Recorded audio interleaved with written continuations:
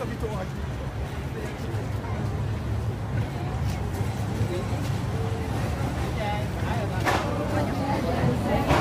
Hozzád ne férjen, Isten dicsérjétek, áldását vegyétek.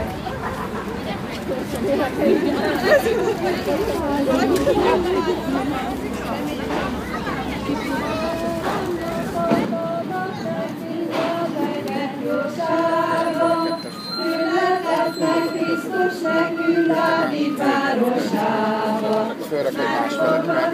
Istenséggel született meg emberséget, fogadott szégyellek, szívembe ölellek.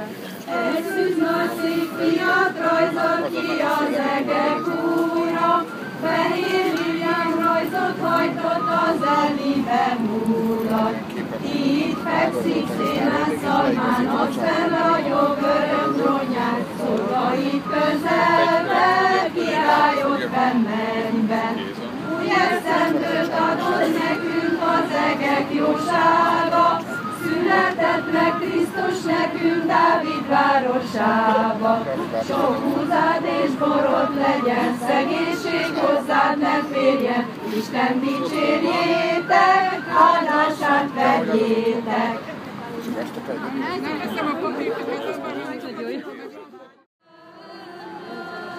Amikor az én gyermekem is elfeláldozott Vészfaluba, akkor is a pap mondta, hogy akkor itt az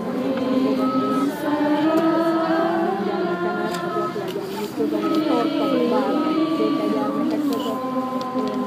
Én székely gyermekek között.